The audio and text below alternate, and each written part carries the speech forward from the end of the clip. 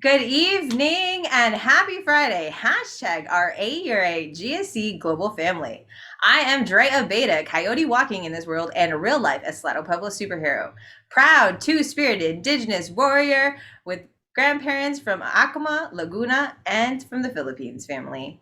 But don't forget, this coyote is also the chair of your American Education Research Association Graduate Student Council. We are a family of 7,000 strong from around the world. And we are here Zooming live from the Critical Race Studies in Education Annual Association meeting hosted here at the University of Delaware. And I'm here with my family. Everyone tonight is here, and we are part of the CRSEA family. We are also currently either mentoring in the UJIMA program, which is a badass mentoring program that is raising up budding critical race scholars so that we can change the world. And you know that these fireside chats are monthly events brought to you to add value to our graduate student family. And as always, they are co-hosted not only by this coyote, but your amazing Andii Layton, our chair elect. I'm going to go ahead and toss it over to her so she can do an introduction. And dear family, as we introduce ourselves, can you please tell us your affiliations, your research interest, how you came to our CRSEA family, and what you hope to say to the world? Because you know this webinar is going to be part of our official library. So please check our website next week, aera.net. Don't forget to click on the tab Graduate Students at the top. And then after that, on the left-hand side, look for our AERA GSC Library of Online Resources. It's now off to you, sis Andii. Excuse me for not having my video on. I'm in State College, Pennsylvania, and it's raining here. So things are, my video is a little shaky, but just know that I am here. Well, I just want to say first, everyone, all of us need a side of Dre in the morning. And when we have our slope days, oh my gosh, she just living, just her spirit is just like a fireball, for the lack of better words. But I'm Andii Layton, and I am the chair elect of AERA. I was nominated for this position. I am extremely excited to learn and grow with all of you. I love my leader, as well as my friend and sister Dre, and all of you that are here. Something that I would say about my research interests is I claim that I am a critical race scholar in the making. My whole life and my whole drive is to make schools more equitable for marginalized groups and students of color. You see some of my writings out there in the world, everything is always on some type of race issue, or how we can be more accountable, how we can really make this country live up to its creed of what it's supposed to be. So I am just really happy to be here. I'm really happy to shake things up with all of you, and I'm ready to learn. So I am going to pass it back to my sister Dre so we can continue to introduce the great people that are here with us. Thanks again. No problem. I am going to introduce next family, my long-term member, both for the youth group Loud, Leaders Organizing to Unite and Decriminalize, which basically called out this coyote from the sidelines of being a researcher and making me have the drive to become a scholar activist family. This amazing group of youth literally transformed my life. They were 75% formerly incarcerated, also a majority LGBTQ, and these students literally went to the roundhouse, detention centers, focus group, and used their lived experiences and their voices as powerhouses to go to the powers that be and make that change. So that was amazing work, and I owe that wonderful experience to my mentor, Dr. Steve Desai. And currently we're working on the APS Ethnic Studies research team, and I will let him talk about how he has influenced critical race theory and the field, and basically rescues us one person at a time, family. Thank you so much. And by the way, family, I call him my honorary academic debt, because we need those people in our lives, the ones that raise us up, pull us through even when things get ugly, the ones at the end of the day that are really family. So we're just doing a general introduction. So name, affiliation, your background a little bit in CRT, and what you'd like to say to the world as our opening. Yeah. Well, I appreciate Dre's energy. So my name is Steve Desai, and I'm an associate professor here at University of New Mexico on Pueblo, Dene, and Apache land. I got involved with CRT way back in the day as a graduate student.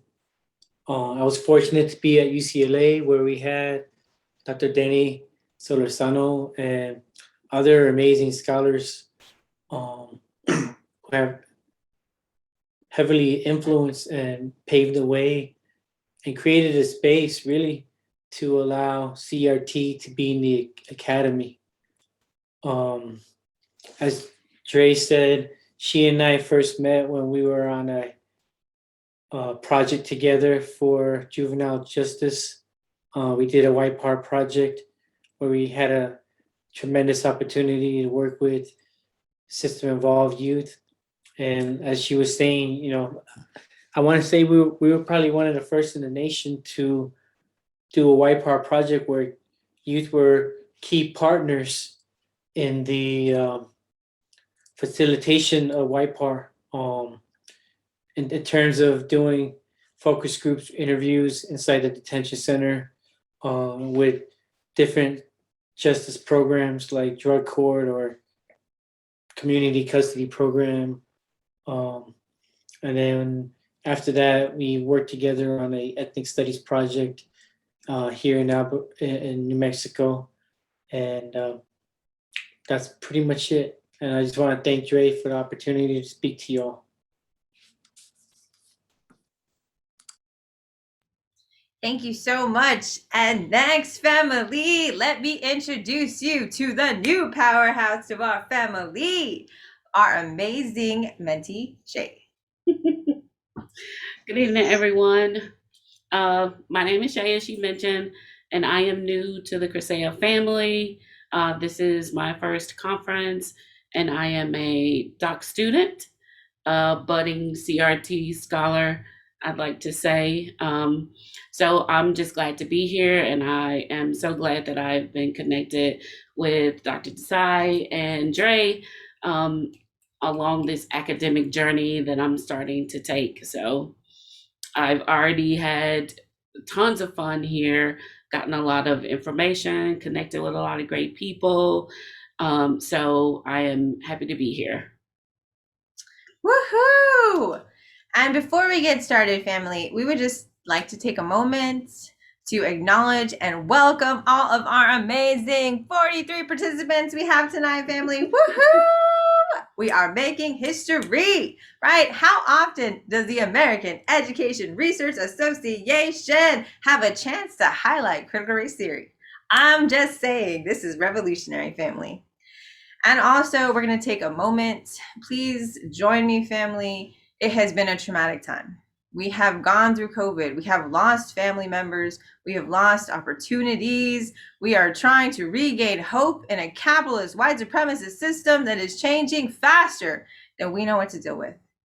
So for just a few moments, family, join me in closing your eyes, centering your soul, and going inside and taking that moment to tell yourself, if everything is not okay right now, that is perfectly all right.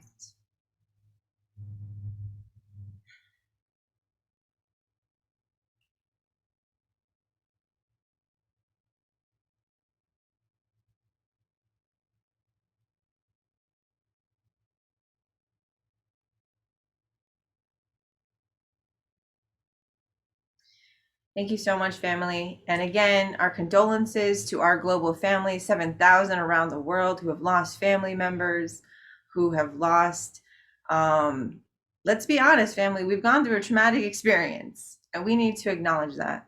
In addition, our next topic, family, is going to be reflecting on the current situation, not only when we talk about our intersectionalities, our positionalities, because we all walk different paths in life. But I, as an Indigenous spiritual leader, an educational revolutionary, and graduate student leader of the world's largest, most influential institution in the world, we are here to make change. And we're here to protect our people, and we're here to lift each other up as we take on this wild thing that is called academia, because that is our dream, and that is how we unite together. So, dear family, as we go through our wonderful panelists tonight, let's acknowledge what's happening, right? K-12 is changing, and it's becoming violent. And those are the places where our children are learning how to be human. But yet they are living in dehumanizing institutions that do not accept them as different, do not accept them as queer or people of color or Indigenous. We had to get a task force of a president to say murdered and missing Indigenous women were an issue? And what? How long have we been colonized since first contact? I'm just saying, family, with increases in violence through social media, platforms like TikTok, where our students are literally ripping down the restrooms around them, where fights are breaking out in high schools that end up bloodied and battered in a way that we have not seen before. That is frustration of our communities. That is anger. That is emotionality that not only do our students not know how to deal with, but that our teachers are now overwhelmed with. So I'm just saying, family, think about your own positionalities, and again, reach out to someone. Please, if you are in a position and have privilege and you feel that you can mentally take it on, be that contact person, be that touchstone for someone. Panic attacks, PTSD is real. I'm a vlogger with 17,000 followers on 7 social media platforms, and I freely lose my shit online, family. I've had PTSD attacks on camera because I believe it is important for us to realize that human experience is complex. And that although we may be superheroes and put on our cape in the morning, at the end of the day, we are human. So who would like to start off this evening with their reflections specifically on the current lived realities of today, using your own positionality as your reference point, be it as a teacher, as an educator, as a parent, as a community member?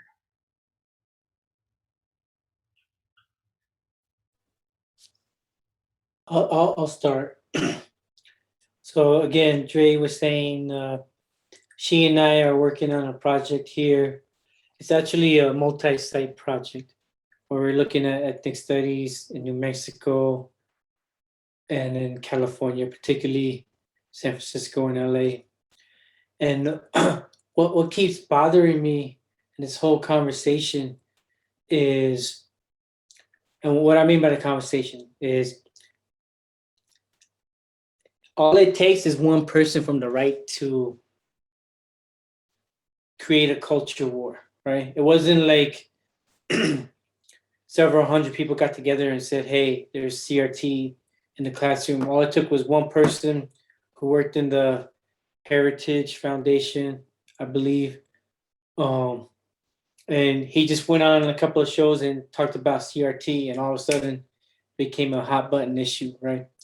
And the whole hot button issue is white people and other folks. And I don't want to say it's always white, because I often feel like when people talk about CRT, they miss the whole point of power, and they make it sound like it's only white folks that are going out there. There's a whole bunch of people of color, whole bunch of folks that look like us, who have lived experience as us, who believe in this bullshit, right? And what frustrates me is they make themselves out to be the victim, right? And say that like they're creating these hostile spaces. But for the reality, myself, right? I'm fucking 45 years old, 46 years old, right? Ever since I've been in school, it's been a hostile place. And so many of us who are on this chat, who are in grad school, who are in colleges of ed, didn't necessarily have the best experience in school, right? And they never, ever talk about us, how we've been isolated, how we've been attacked, how our voices have been silenced, right? How we never been represented. And all of a sudden, within the last few years, we're starting to change that. We see it in LA. Well, California was like one of the first states to pass a ethnic studies requirement law. But even in places like Indiana, they're talking about it. In Oregon, they're talking about it. And like, what I can't stand is why, when people talk about minorities, right? They think about us. So there's a difference between minority and minoritized, right? They always concentrate on like a few voices, right? Why are we listening to these few voices that are complaining about CRT or complaining, why are you teaching beloved in the classroom? Or other issues. And if they want us to talk about race without talking about race, I mean, it perfectly encapsulates Bonilla Silva's racism without racist, right?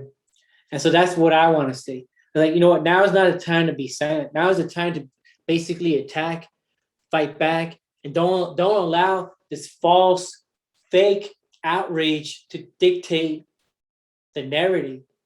We are strong, right? So let us go out there and take over. It wasn't, to go back to 40 years, 50 years ago when ethnic studies first started, people fucking lost their lives. Right? I'm sorry to curse, but it's true. People went on hunger strikes so that we could have ethnic studies in our universities and later on in our classes. The walkouts, not only in East LA, but along the border in Texas, people sacrificed so much. So to honor our ancestors, we must attack. We must fight back. We can't let folks control the narrative. We have to reclaim the narrative. That's basically what it's all about. It's the CRT element of counter storytelling. So thank you. Absolutely, family. Our voices are more powerful, especially when we're united. Who would like to keep on going with that? I think I'll pick up. I do agree that now is not the time to be silent. We do have to keep pushing because the narrative that is being pushed is one that's incorrect, right? So we know that CRT is being taught in K through 12 education. We know that, but it's the narrative, right? It's this fear, this white fear that is being pushed, right? So it is, and it kind of goes back to CRT in education, right? Where whiteness is property, where we get to be the dominant society to decide who gets to teach what and how it's taught. Because let's not pretend that this is just an issue, right? Our history has been rewritten several times where it's not slavery, they're indentured servants, right? They weren't really slaves, or they were fed well, or they had housing and shelter. So it really wasn't that bad, really, right? So it's not just something that's cropped up, right? This has been our history books have been changed little by little by little. But now that someone read something, now it's where we got to pick this up, because they saw that all these issues, these rights, human rights, women's rights, right? All these things were cropping up, and now we got to find something else. Let's pick CRT, right? We don't want our children to be ostracized because they're white. We don't want them to feel bad. So we don't want this taught in our schools, right? It's a constant narrative. It is a constant fight. To be any person of color in this country is a constant fight, a daily fight, right? Racial battle fatigue is real.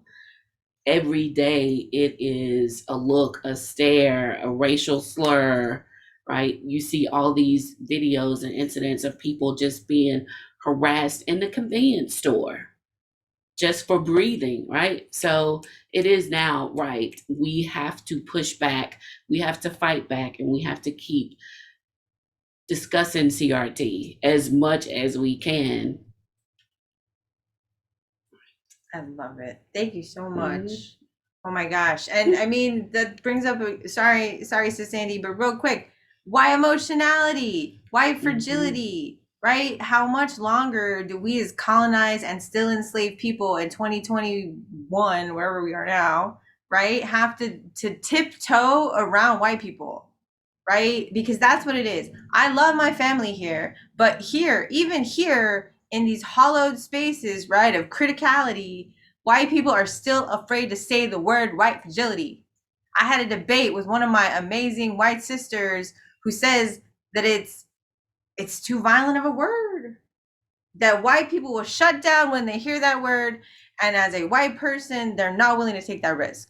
And I'm like, take the risk, please fucking take the risk. My children are gonna look like whites. And my partner and I, who's Blackfeet Nation, we're a proud indigenous couple, right? Fight every day to make sure that our kids, God be willing, get me 3, please. In 2 years, I gotta graduate, family. Will know where they came from. I lived my entire life on the Rez family. I may be royalty and Rez chic, but I know where I came from. And that's part of the work, right? When people are afraid of ethnic studies in the classroom, what they're saying is that they're threatened by our pride. They're threatened by our language. They're threatened by our culture. They're threatened by our stories. They're threatened by our faces. But that's what we need to be humanized in the classroom, in education, in higher education. I am a human, and I deserve to have my people in the classroom, in the books. We made America, and it was stolen from us. Sorry, Andy. I love you. I just said in my head, yep, she went there. But it's it's so true. You guys will get, I am silly, but I just get so fired up by hearing all of us, and me taking notes as you're speaking, and all of you. I'm just like, wow, I needed this. And when I was taking a few notes, I wrote to myself just now, like, wow, this is so real. Like, what a privilege this is to come to a space like this. And people are just really just calling shit out the way it is. It's like you just don't have this type of space, especially not in academia. So all of my, I would say my brothers, my sisters, my facilitators that are here, please don't apologize, because so often we do. And we have every right to cuss, to curse, and just say our truth. As we're moving on, one of the things I do want to say, and why us being in this space is so important, because one of the biggest tricks of the devil is to act as if he does not exist. So as you're walking around, and you may think sometimes things are quieting down, or you don't necessarily see them, does not mean that it's not happening. Usually that's when the most is happening. And when the camera is on, it's pretty much selective of what we're allowed to see of what's going on in our world. So I just ask you guys to go along with the charge of constantly make sure you are conscious about what's happening around you and in society. Because unfortunately, being a person of color, being people of color, we get hit by it the most. So don't get lazy, because it's not just blasting in your face. And before I pass it back on to my baby, I just want to say this. The holiday is coming up. Everybody's getting ready for turkey or whatever you eat. You want to be a little different, you don't have turkey. Please be mindful to hold people around you accountable of what that holiday really means, what it is, and who it originally stood for, and who it is for. So as you may be there with your drunken uncle, your drunken mom, or maybe you may be drunk, I am, but just make sure you take a moment to say a prayer, or if you don't pray, just take a moment to really thank those indigenous people that were here, that lived, that made it possible for us to be here. Because guess what? This is their home. I don't care what anyone says. So just be mindful of that. And I'm going to pass it on to my baby Dre. Thank you, sis. All right, family. Our next question, because we are critical theorists, family. I'll be honest. I thought COVID would be a game changer, right? I thought universal health care. Teachers were lauded as saviors. And now we're being criminalized. Like, get back in. Oh, sorry, I kicked the table. Get back to work, right? Nothing changed. They sent the military, they sent the police after us. Horrible laws attacking education left and right. Again, ethnic studies is CRT, but they're both related because we're learning about our own selves, our own experiences, our own stories, right? It's truth from our people's perspective, but they're the same. It's just, ooh, it sounds scary because there's some Trumpers or right wings that are hyping it up, right? Education is political. Let no one ever dissuade you. The only people who try to make it apolitical are the ones in power, because their agendas have already been stamped and approved as again, family. Remember the founding fathers, going back to critical race theory, one of our fundamental foundations is that we learn from our history, right? We have to understand our history to make sense of our current lived experiences. Who were our founding fathers? They were a bunch of billionaires who were plantation slave owning white males who did not want to pay their taxes to the King of England, so they had a war and made common people fight for it. Does that sound familiar?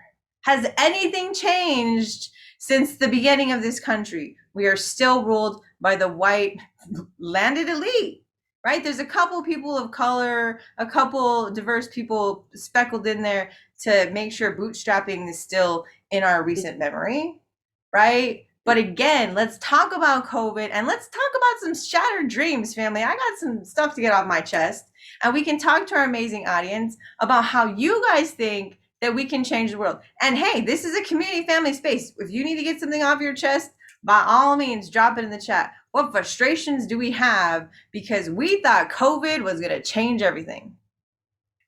Who wants to start us off?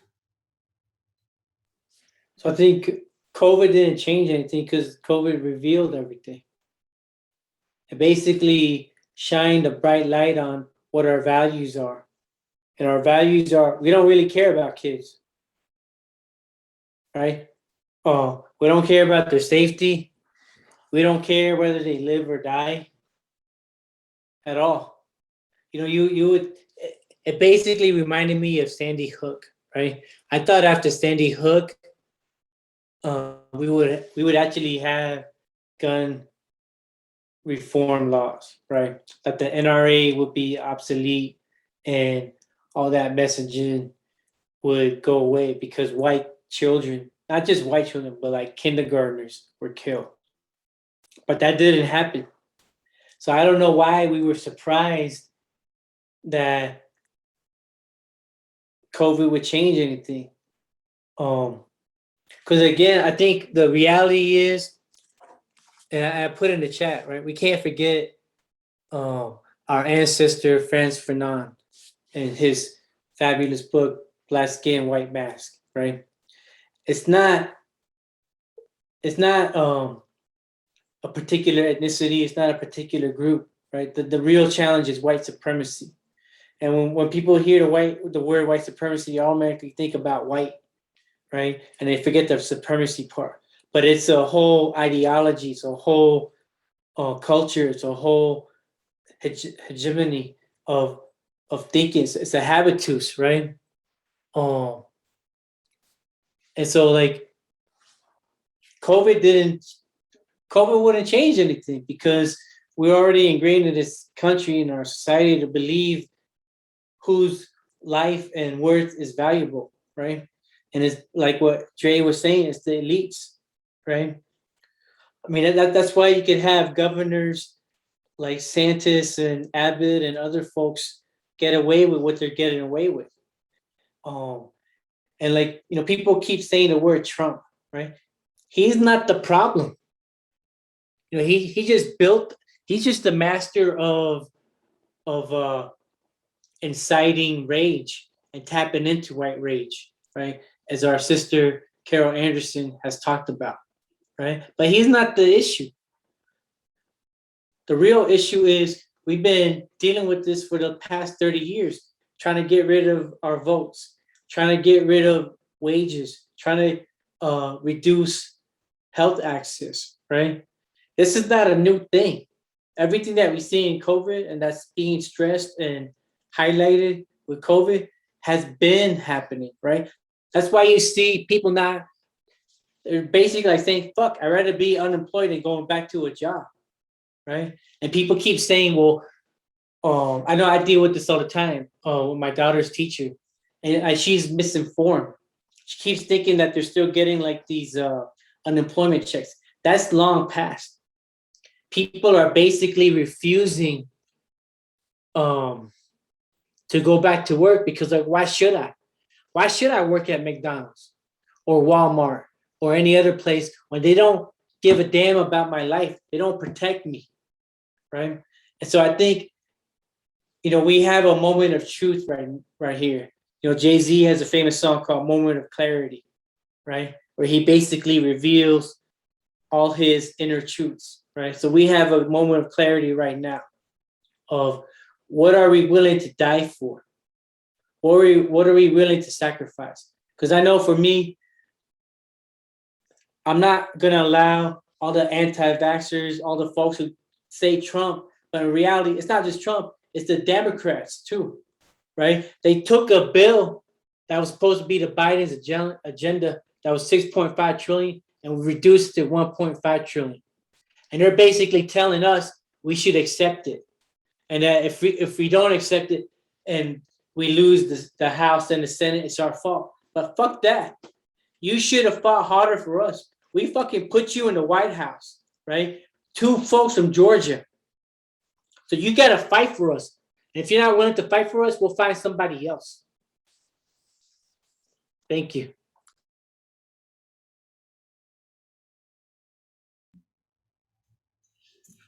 Okay.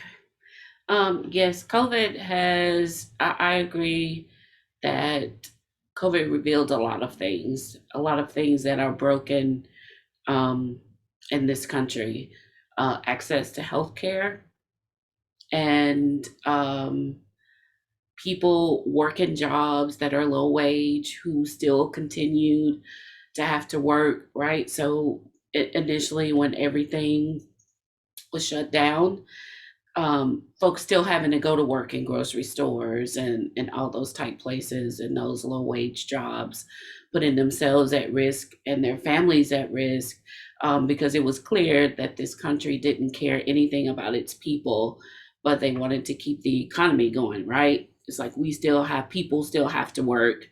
And so it shined a light on just how much this country values money over people. And in terms of access to benefits, how hard it was for people to get unemployment. And of course, just the whole pushback for wearing a simple piece of cloth over your face, right? I wish I could say I was surprised, but every time I see and hear, it's just mind blowing that people have such an uproar about something that is so very simple about protecting you and other people. So I think COVID has, again, revealed to those who already know what this country is all about. It just keeps revealing itself, and people are there to see it. So I, of course, stand in solidarity with everyone who had to put their lives on the line to help people, our healthcare workers, people who work in the grocery stores.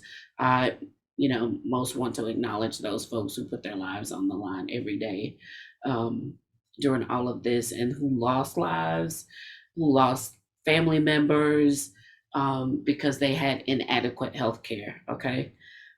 We still need to talk about that. That conversation still needs to keep going. And people need health care. They need a livable wage, right? So hopefully we can keep those conversations going and do what we need to do and to keep that fight going, right? Absolutely. Andii, I think you have the last word on this topic. Well, I just As hearing Shay and Shiv speak, it made me think, and probably some of you that are in the audience can relate to this, how this virus, like Chief said, this isn't new. It's not just a Trump issue. This was long before Trump. Honestly, Trump was just bold enough to just say it. And in a lot of ways, there may be a lot of people that agree with me, but I'm kind of glad there was a Trump, because it kind of forces some of the naysayers to remove that veil that so many hid behind. One thing I want to say personally is, and maybe y'all can relate to this, like last week, 2 weeks ago, I had got a cold. And the first thing I thought was, God, please hope I don't have COVID. Like, it has changed everything. You hear someone cough and it's like head for the border. It's so bad, but it has literally exposed so much. I didn't have COVID, but thankfully, but I tell you this, I ran to get a COVID check to see was I okay. But it's just that I think everything happens for a reason. And again, I think I just don't want anyone to become comfortable. And because it's not in front of us, or it's not on the news every day like it is, please don't let that fool you, because that's a lot of times, really oftentimes, is what it's intended to do, to distract you and say, look over there, while everything else is happening. But I think it's also a chance for pioneers like ourselves and trailblazers to do some great work. And I just want us all to hold on to that and the community that we have with us, because man, these are some powerful folks. And those that I can't see, just the fact that you're here, that says so much and really does inspire me. So let's just keep on keeping on, family. Just keep on keeping on. Just keep on keeping on. Woohoo! Thank you so much for our inspirational words from our sis Andii. Our next topic, family, is going to get a little closer to home. So let's put our empathy hats on and let's think about what's actually going on in K-12 classrooms. Because we are the American Education Research Association. And not only are we parents, right? And I have 23 nieces and nephews from around the world, family, 2 at UNM. They eat a lot and they're very expensive. And they like fancy shit. I'm just saying, my nephews, I love them, right? But while we're trying to figure out how to make ends meet, right? How to literally need a second job to pay for healthcare for your kids now. I mean, excuse me, childcare right now. Don't even get me started on healthcare if you don't have it through your work already. But let's talk about, how do we feel, right, going into the field of education, or if you're in the classroom right now, because everything changed, right? So we have laws that are changing in states like Arizona. It has been updated, it has been massaged, they've taken some teeth out. But 2 months ago, right, if you were a teacher in K-12 and you were thought to have made your white students feel uncomfortable about race, right, talked about a theory, or heaven forbid, teach them history, right, slavery, colonization, white supremacy is real, right? We as whiteness, critical race scholars, right, my fields of study are whiteness, intersectionality, and critical race theory, right? I specialize in white allyship, which means, family, I work with white people and bring on critical white allies, which is why I talk a lot about white fragility, right? But these issues that we talk about in academia in the tower, like white fragility, right? Which again is not, family, not your emotional individual fragileness as a person. We all get hurt, right? Absolutely, we're human. But we're talking about, again, goes back to the power dynamics of what white fragility means, right? Because white parents were uncomfortable about having to talk about race in the schools, they passed a law that made it illegal for teachers to talk about race in school. So because of white parents' emotional backlash, a law was put in place that criminalized our fellow teachers in K-12, family. So right now I have some amazing, especially in UJIMA, in CRSEA, literally our program, who are in the classrooms right now and have to report, literally going back to, I don't know what in my imagination would be the 1950s, of having to tell their students of color, we'll talk about slavery after lunch, right? Again, 2 months ago, under the threat of your personal assets could be sued, your teaching license could be taken away, $5,000 could be taken from you because you'd be fined. So these are not, again, we're dealing as people of color, as critical scholars, as realists in the real world who've been living with microaggressions our entire lives, right? All we're actually doing is asking for everyone else to acknowledge our lives, our everyday experiences, right? That's what we're actually asking. But that it literally comes back in the form of legal, policing, over surveillance, our children being cut out of economic and educational opportunities. So what do you think, family, in the comments, if you guys could drop us some wonderful ideas, right? This is a healing space of learning, community, and sharing. And you have the experts, family. Dr. Desai is a professor at the University of, I want to say assistant professor. Is that right? Did I get that right? Associate. I got tenure. Associate. Woo! That happened, family. Happy dance. And maybe he can share some tips with us later. Because I'm just saying, family, as a person of color, right? I'm two-spirited, not transgender, family, which means I have a female self and a male self. But I'm also LGBTQ. I've also survived trauma. But I also have white privilege and light in the form of lightness privilege, right? And I have class privilege. And people like our wonderful family here who comes in all shades and colors and experiences and backgrounds and class and languages and citizenships will have a different experience getting into academia based on our positionalities, based on, again, we are critical race scholars in this space, how close you align to whiteness. So if you have questions, if you're scholars of color who are coming up, you literally have the people who've been tearing down those barriers. And if you have any specific questions, this would be the place. So family, the topic on the table now is, what do you think the future of education is? And right now, what do you think we can do to support educators in the classroom? So the question is, what is the future of education and what can we do to support educators in the classroom right now? I made it too complicated. Let's do future next. What do you think we can do to support educators in the classroom right now? Okay. I mean, ever since the civil rights movement, even before the civil rights movement, we've always relied on youth, young people to lead the way. When we think about like our leaders, right? Whether it be Fannie Lou Hamer or Martin Luther King or Medgar Evers or Malcolm X, right? And the name escapes me right now, but the leaders of the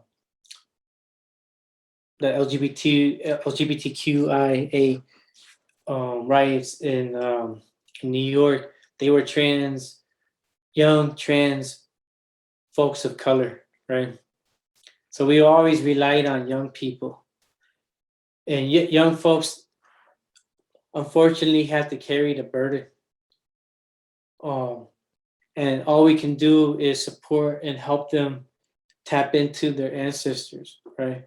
The ancestors who, for example, the Birmingham, and during the Civil Rights March, right? I mean, the Civil Rights Movement, Birmingham, the pictures and images you see of the dogs being sicked on people, the water hoses.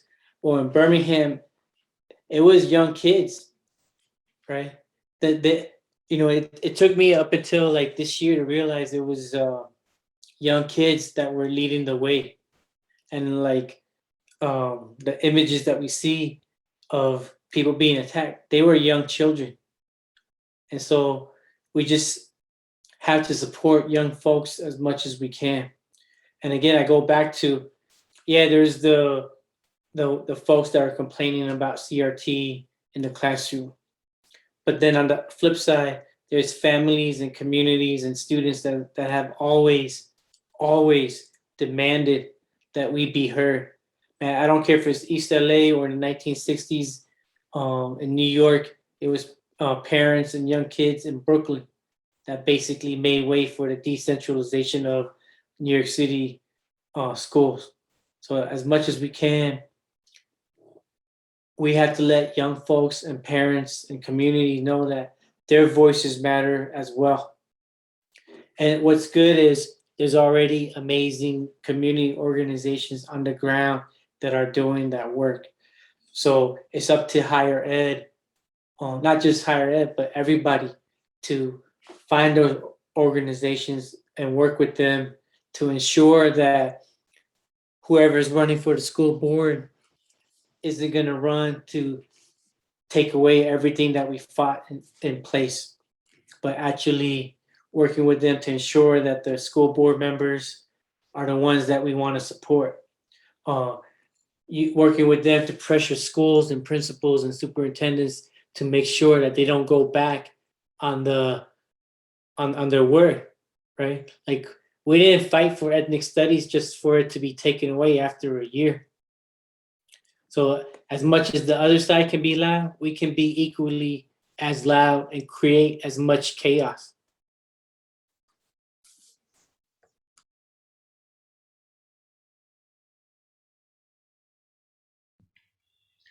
Yes, I agree. Now is not the time to be silent. I mean, whatever advocacy looks like for you, whether it's emailing your local school board members, your principals and administrators, your legislators at the local, state, and federal level.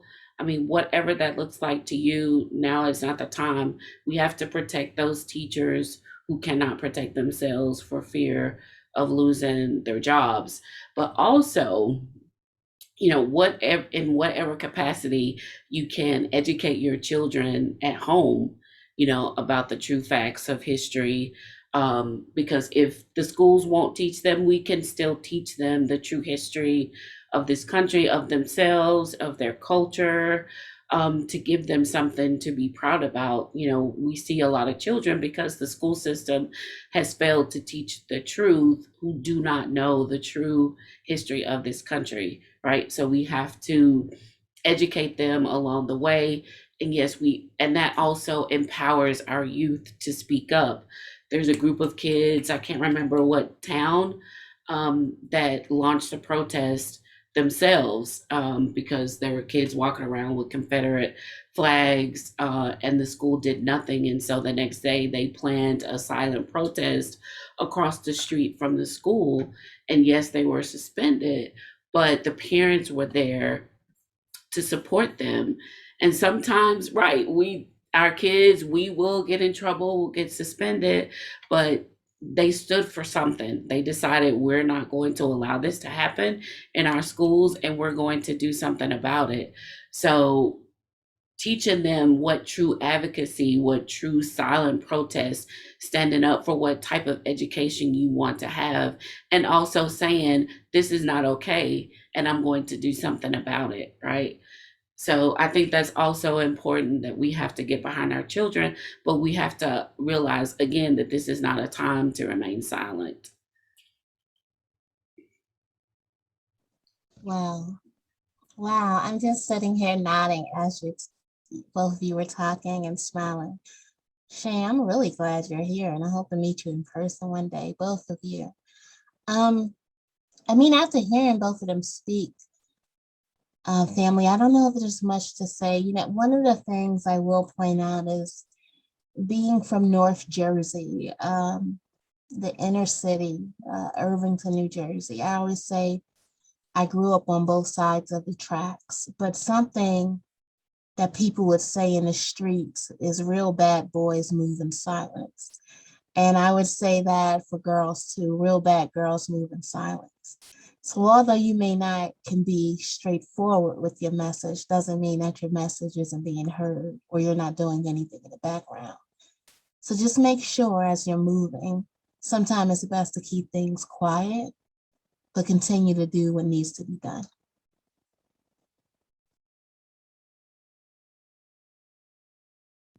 I love it. Sage advice is sage advice. Don't forget, family, thank you so much for sharing with us in the comments. let's see here. Some of the ideas began with leveled professional development with the goal to transition to multi-leveled professional development for Monica. And Marisa says, I'm seeing commodified tapping into ancestors. It looks like a lot has been made up and has become performative to commodify. It's disturbing. Well, I mean, we're seeing that a lot at universities where everyone has an indigenous land acknowledgement. And I, as an indigenous person, forget all the time, y'all, because I'm walking around on my land all the time. So it's not something like I stop and think about. But I'm grateful, I think, that people are doing it, but I'm not sure again how effective it is. Right? Are there conversations being had around that? What's the action behind it? Even here at CRSEA, because this Coyotes always late, family. So for the opening ceremony, I was still getting ready, and they did an indigenous land acknowledgement. But I wasn't sure if the person who did it was indigenous because I was listening to it, and I wasn't watching the screen. But someone had acknowledged that, right? Like the deeper meaning behind it. One of the people who was in the audience actually spoke up about it. So I guess we've always been fighting the commodification, though, right? The images that they take from us. There's a great book. It's by Deloria. It's gonna kill me, family. I think I want to say Vine, but it's called Playing Indian.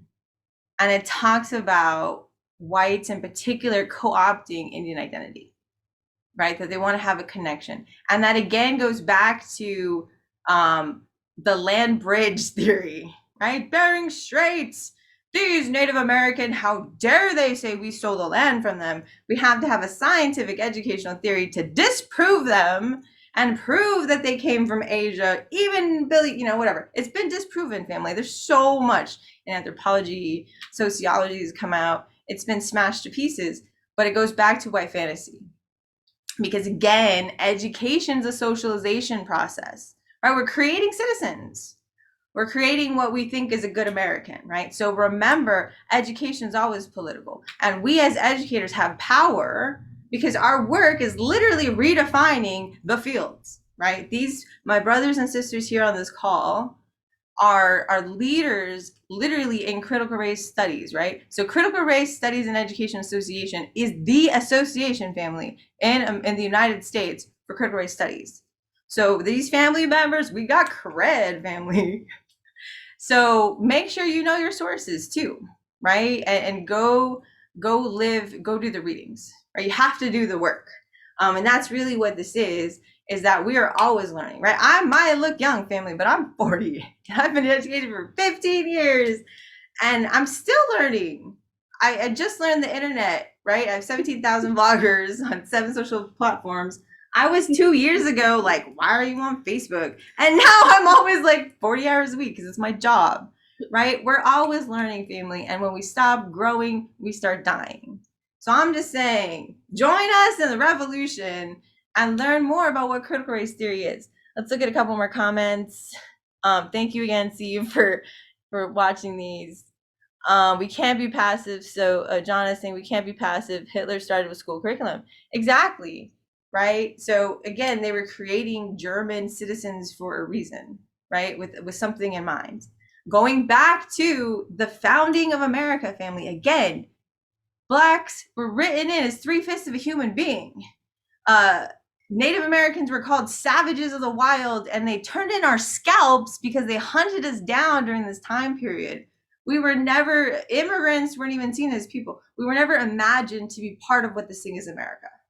And ever since its conception, we've been fighting to be acknowledged. And we are just the new warriors, right? Our ancestors did not go down being like laying down, like, I'm just going to accept segregation, right? We know that. We know that Martin Luther King was a revolutionary and wanted by the FBI, but history gets rewritten by the conquerors.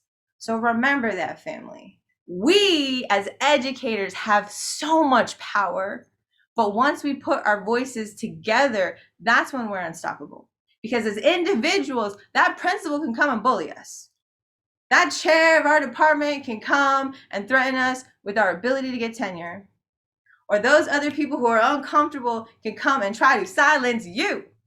But we are hardened warriors who will help lift you up and give you that pep talk, because that's what we do. We're mentors. And that brings us to our next topic, family, because I know you all have a wealth of information. Did anyone, we finished the last one, right? Mhm. A wealth of information. And we have an audience of amazing graduate students from around the world who are literally joining the battle or have been in the battle this whole time, right? But again, reflecting on our past, reflecting on our current experience, and reflecting on what we learned from COVID, what advice would you give our family? They are educators going out into the world or as community members. But what is your tidbit of advice for our amazing AERA GSC global family?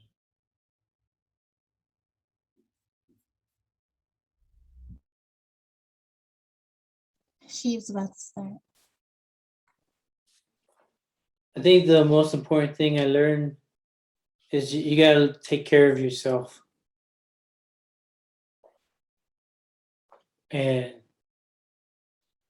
be careful of who you roll with. That's what I would say.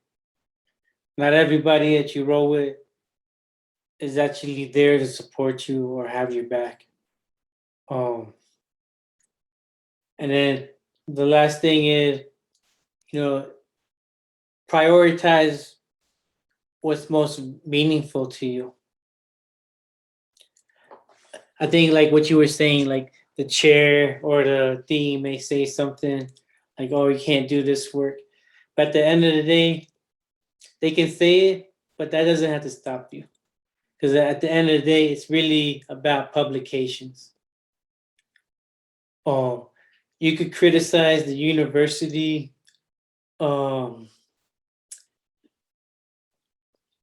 as much as you want, but the university is not going to deny you tenure because you criticized it. All the university cares is, wow, you published in so-and-so, right? So a lot of times people will state advice, you can't do this type of work until post-tenure. And I'm here to tell you, nah, that's the worst advice you can ever get. Do you? People are going to hate on you if they want. The key to tenure, it's really, you just gotta be fake nice to certain people. And I hate to say it, but that's true.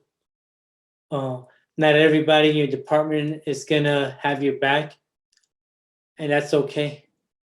You just have to be fake nice with them, say general greetings, and do what you're passionate about. Because at the end of the day, people will scare the shit out of you and say you can't do this, you can't do that. But I'm telling you, as someone who just recently got tenure, the work that I did wasn't necessarily supported by my department, wasn't supported by my chair. All they cared about was, oh, wow, you got this award, you got this grant, you published here and there.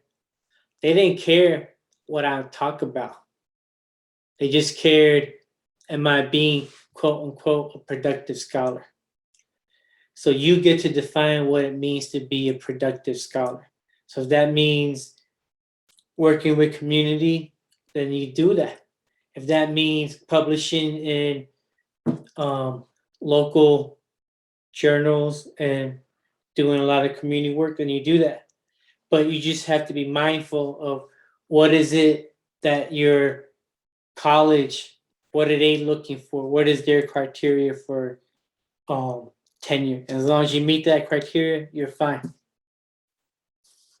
But don't let anybody try to pigeonhole you and try to tell you what you can and you can't do. You dictate the terms. And that would be my advice.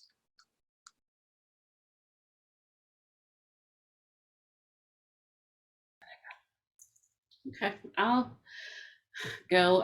I'll try to follow that up.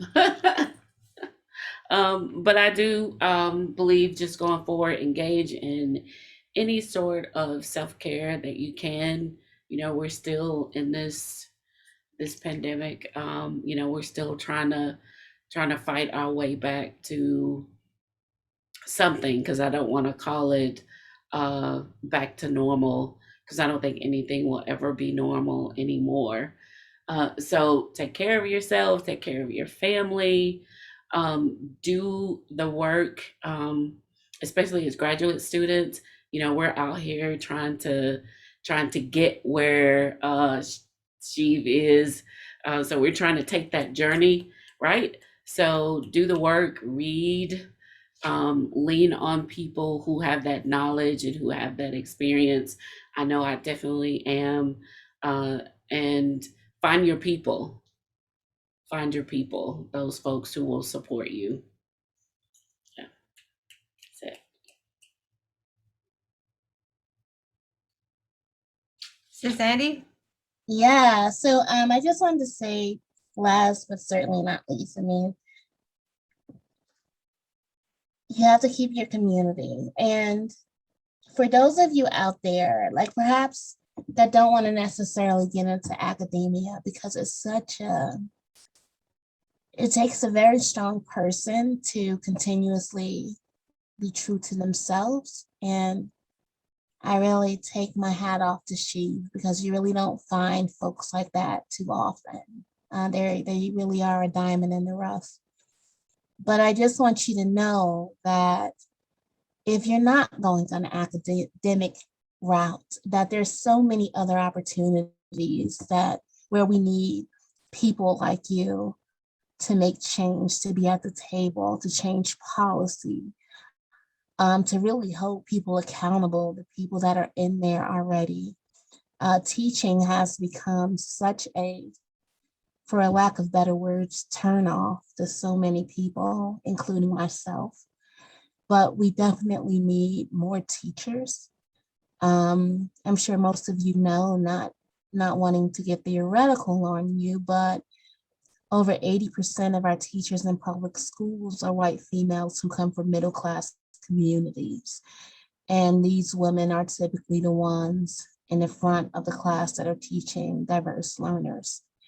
So again, you need to find your community. You need to be reminded of why you're in this work. You need to, even though if you're tired and it's a Friday, you can be out drinking margaritas and crossing your legs, or like myself, listening to house music and just wishing that you were in New York instead of State College. You gotta take time to be fired up and reminded that you're not alone, because it can become stressful. It can cause serious anxiety. It can cause a lot of mental health illnesses. So definitely find your people, rely on your people, text your people, call your people. You need them. And I'm just gonna say this, there's not a lot of us. There's not, unfortunately. So you may have to be fake nice, as she said. I suck at that, but I'm charming, so that helps. So find your niche to kind of navigate this system. You have to. But lastly, just make sure you stay true to you and really stay true to the people that are good to you.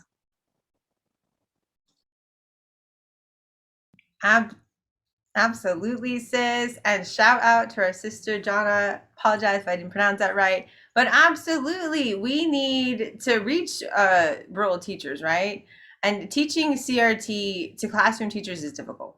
And not that we don't know how to do it and not that we can't do it, but literally it's because of the emotionality and the colonialism and the slavery and racism in America and the political power of whiteness that shackles us as teachers to talk about it, right? They'll literally throw a law at you or rewrite the curriculum, or reimagine who Martin Luther King was. Martin Luther King Jr., right? He was a revolutionary preacher who was marching the streets and like rabble rousing and wanted by the FBI. But in history books, he gets a paragraph as a peacekeeper. Yes. Right?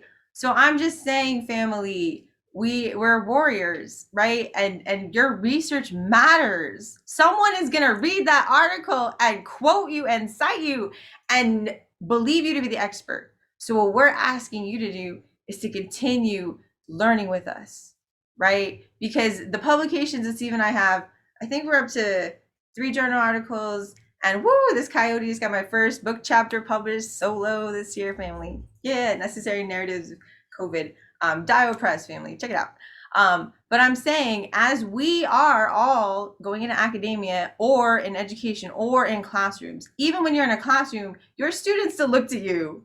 You are still the authority, right? On knowledge for them. So that is power and that is voice. And that's why we're pushing CRT as a humanizing way, because what it is it's using vocabulary and explaining the structures and the institutions and taking it away from making individual white people, because that's not what we're talking about, family. When we talk about white supremacy, we talk about coloniality, we talk about whiteness and privilege, we're not talking about individual white people. We're talking about the collective power that decisions that affect people who look white but control our lives, right? The laws that are passed, the extra surveillance in our communities, the policing of our communities, the cradle to prison pipeline, all of the amazing things that our fellow CRT scholars at this conference, because we are live from the Critical Race Studies and Education Conference here at the University of Maryland, family, that we are all participating in, right? So, Delaware, I'm sorry. Ooh, I apologize, Delaware. Seriously, there's some beef. I don't know if you know this, but there's beef between Maryland and Delaware. I apologize, Delaware. So family, we're gonna do 2 more questions. We're gonna get out of here because we have some receptions to go to. But in the last thing, let's talk about the future of education as our last thought. But they asked us in the readings to talk about some readings, right? Or critical race theories, like where to start, right? You want to learn more about critical race theory. Can you guys touch on maybe 1 or 2 pivotal artists? They are artists as well, right? Creatives. That really touched your lives. And I'm gonna go first, you guys, because this one I'm burning. Derek Bell is the father of critical race theory, family, and he changed my life. He was a badass. He was Harvard educated, came out of critical legal studies, right? So this was a Black man from Harvard who's telling people the permanence of racism. He literally defined the permanence of racism in our society and calls it out. And he also established counter storytelling because he used sci-fi stories, family. He used made up stories to talk about the realities of our life and problematize it. And that's why this coyote decided to use videos and I use storytelling. And yeah, we're fighting for souls. That's souls, bodies, and minds for the survival of our communities, family. Because again, I will keep repeating this forever, we still live in a colonialized society. We still are affected by slavery, except for now it's in the form of prisons, right? As technology grows, our poor white communities, our communities of color will continue to be incarcerated. But now, instead of incarcerating them because of things like COVID, they're going to ankle bracelet them. And in cities like Chicago and inner cities, they've already done this surveillance in those communities, right? And you can't nary walk out of line without them knowing. So I'm saying, do we want to continue the state of incarceration of our people? Or are we going to use our educational voices to make some change? So I picked Derek Bell. Who's going to go next? I'll continue with Derek Bell, Faces at the Bottom of the Well. And I would also say, I call it the Big Red Book, but it's Critical Race Theory, the Key Writings That Led to the Movement, by Kimberly Crenshaw. Outside of the Big Red Book, I call it the Beast. But yes, that is a fantastic book to get a clear foundation of them critiquing the Constitution. So that is definitely one that I would recommend. And Faces at the Bottom of the Well, because I love his parable about Afrolantica. So that is amazing. And I wish Afrolantica could happen for real. But I would definitely recommend both of those.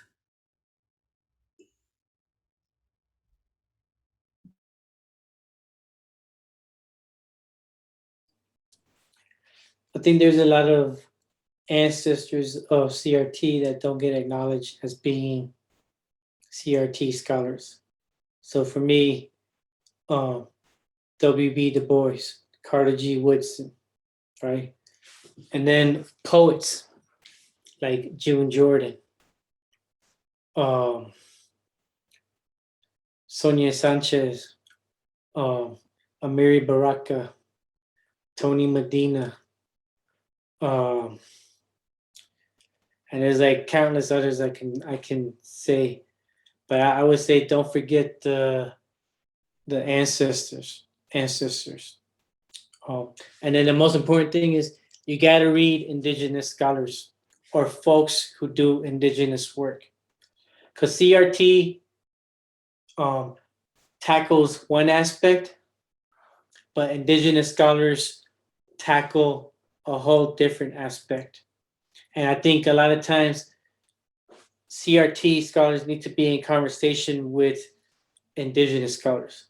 And I saw Dre put Brave Boy, but I'm not even talking about Brave Boy. I'm talking about like what you were talking about, Vine, Deloria, Visner, who came up with Survivance, and other folks. Because CRT is not isolated. One of the beautiful things about CRT is that it's informed by so many different things. So check out what it's informed by, so that Andii put The Bridge Called My Back. That's another good book. So yeah, that would be my advice. Yeah, look at CRT, but look at other stuff too. I don't know, but you all are getting some real knowledge today. It got me writing, but I just say, and I'll go back to this, like sometimes in this work, you can really just feel like you're kind of drowning, and having the references of your people, whether that is physical or in the literature, is necessary. You should, I hope all of you have kind of like that chest of your go-to when you just need to consume yourself with knowledge of people that are speaking your language. It's just so relevant. I was just looking at my bookshelf now, and I've been working all day, so I'm gonna be honest with you, my brain is like fried. It's been one of those days, but I do say, as I wrote in the chat, and as we're like signing out, I'll just take a look and really want to give you some, oh yeah, Patricia Hills Collins. She's really good too, guys. You should really check her out as well. I have a few of hers. And don't forget Pablo Ferre, like that dude, he's like an oldie but goodie. You know, you can just never get tired of him. He is just so like awesome. So just make sure that you keep your treasure chest of those people that you need to remind you of why you're doing this work, to remind you that you're not crazy, and to give you the courage to continue on. And what I'll do, I'll just, as I said, as we're closing out, I'll just put some additional readings inside of the chat. And if you have any questions, I'm sure all of us would say, feel free to reach out to us if you just need something a little more, a little extra. We should have like kind of like a shared nerd book recommendation list or something like that. To just share our knowledge with each other. I think that would be really cool, because you never know what we're doing to stay abreast of things. So Shiv just shared his email address, and I'll be sure to do the same. And Dre and Shay, let's just do that. We need that. And answer your emails, folks. I mean it. All right, I'll pass it back. Thank you guys so much for joining us. I just wanted to give it back to our panel really quickly. Our sister Shay's putting in her email real quickly. Who wants to say any burning last remarks, anything to our amazing audience? Again, thank you so much to our attendees, our panelists, to the amazing family here at the Critical Race Studies and Education Association for hosting this amazing conference and for giving us an opportunity to share our expertise and scholarship with our AERA GSC global family. Any last words, family, before we sign off?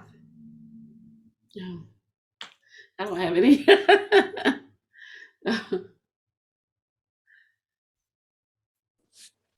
I'll say a lot of us, when we enter grad school, we have quote unquote imposter syndrome. because we're surrounded by such brilliant folks. And sometimes we question, do we belong here? Or we'll have certain professors who don't necessarily believe in us, right?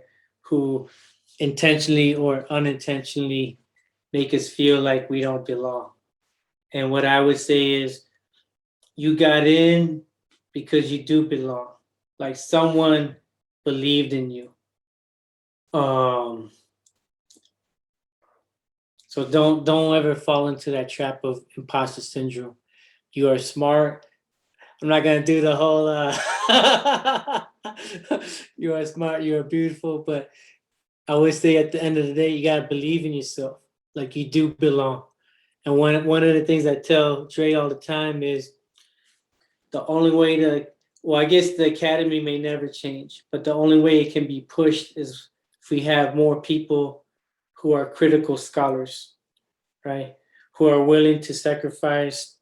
And unfortunately, you are sacrificing, right? You're sacrificing your health, your emotional state of being to change the academy. But don't let that stop you. Don't let the microaggression stop you. Don't let the overt aggression stop you. You belong. You're here, and keep doing the amazing work that you're going to be doing because we need it.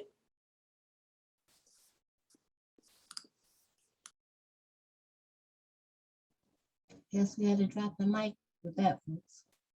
You know, that's just, the bar is closed, I guess. You know, this is just, that's right. You know, imposter syndrome is real. And that's why I'll bring you back to make sure you have your community and believe the people that believe in you. That's what I'll close out with. Believe the people that believe in you, because sometimes we can be our worst critics. I know I am. So make sure you just always find those people that say, you know, you may be different, but you're great. You may be funny, but you're great. You may be loud, or you may just come up and just say the truth, but you're great. Just make sure you keep those people in your front pocket.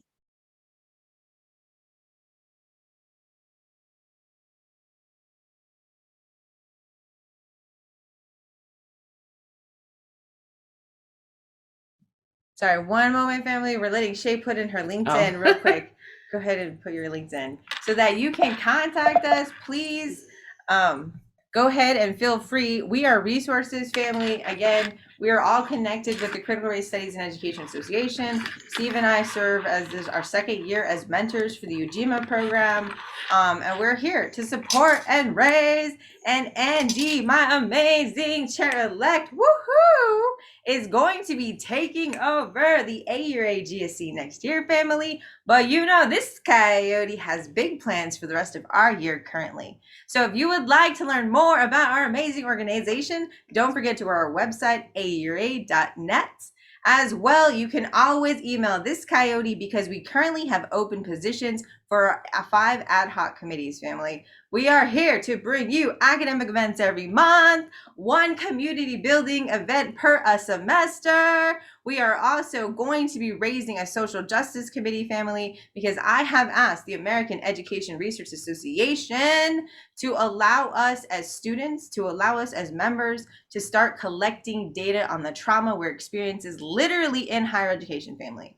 On a personal basis, this coyote has taken an advocacy role, 6 cases to the Office of Equity or the Office of Equal Opportunity, anywhere from incidents that end in hospitalization to microaggressions to people with disabilities and discrimination. We have done it, family, and we are here to support you. So if you need help, if you need support, do not hesitate. AERA GSC is here to support you. We love you. Thank you for spending some time with us. Have a wonderful night. And we are all off to cause trouble somewhere else.